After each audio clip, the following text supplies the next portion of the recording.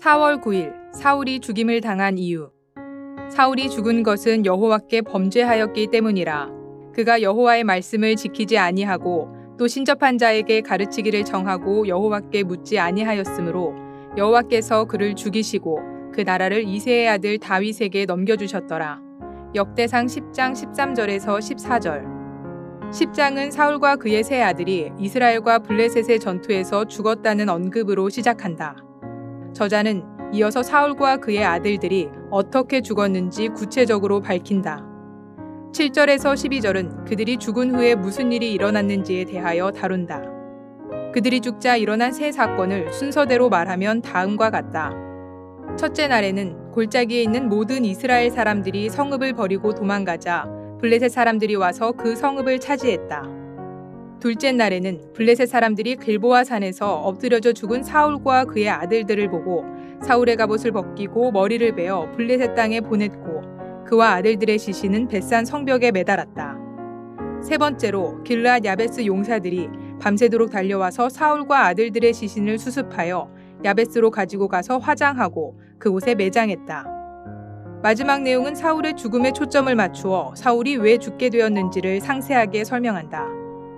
13절은 사울의 죽음을, 14절은 여호와께서 그를 죽이셨음을 각각 언급한다.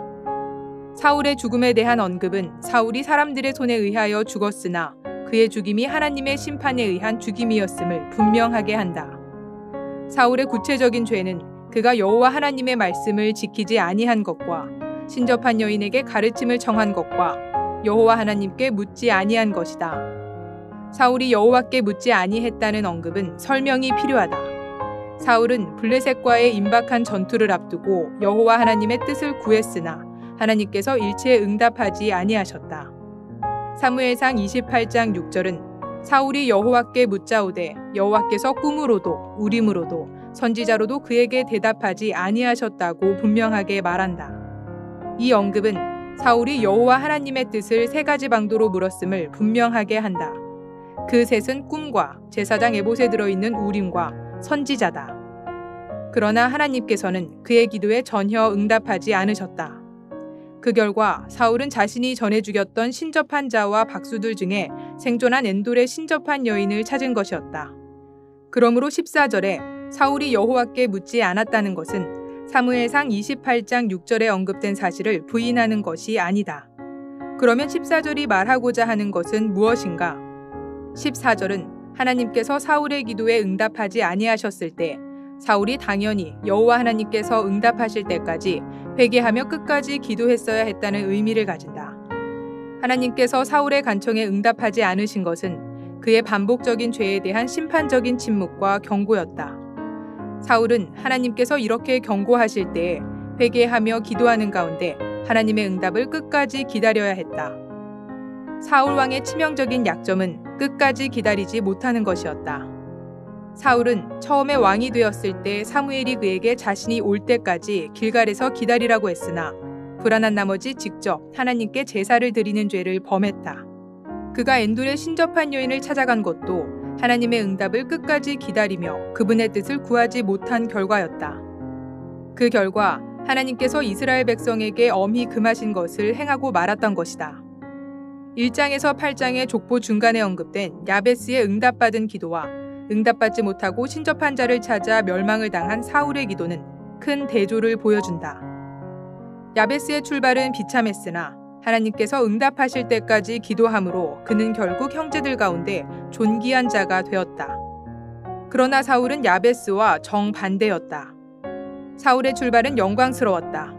사울과 관련된 족보가 8장 29절에서 38절과 9장 35절에서 44절에 두 번 나오는 것은 사울이 기브온의 조상 여이엘의 자랑스러운 후손임을 보여주기에 충분하다. 사무엘서에 기록된 내용도 이와 일치한다. 이와 같이 사울의 유력한 가문 출신 배경은 야베스의 초라한 출발과 비교되지 않는다. 그러나 사울의 끝은 야베스와는 정반대로 비참한 죽음이었다. 야베스에게 있었던 기도가 사울에게 있었다면 사울은 죄에 빠져 하나님의 심판으로 그토록 비참하게 죽지 않았을 것이다. 부친과 형제들에게까지 무시를 받았던 다윗도 사울과는 정반대 모습을 보여주었다. 다윗 왕은 하나님의 법궤를 예루살렘에 준비된 장소에 옮기려고 제사장과 레위인들을 소집했다. 이때 다윗은 우리가 우리 하나님의 궤를 우리에게로 옮겨오자. 사울 때에는 우리가 궤 앞에서 묻지 아니하였다고 말했다. 다윗은 블레셋 군대가 르바임 골짜기로 2번 침략해 올 때 2번 모두 하나님께 물어 응답을 받고 전투에 나가 승리하였다. 역대기는 하나님께서 자신에게 끝까지 구하는 자는 결코 버리지 않으시고 그에게 복을 주시는 것을 보여준다. 역대기는 동시에 하나님께서 끝까지 구하지 않은 왕들을 버리신 것도 보여준다. 기도에 응답하지 않으시는 것은 기도를 중단하라는 뜻이 아니다. 진정으로 죄를 회개하고 돌이키라는 인자하신 하나님의 침묵이다. 이 사실을 깨닫는 신자는 자기 자신을 돌아보고 하나님께서 응답하실 때까지 끝까지 기도하며 기다릴 것이다. 한마디 기도. 하나님께서 응답하실 때까지 하나님 아버지의 얼굴을 계속 구하게 하소서.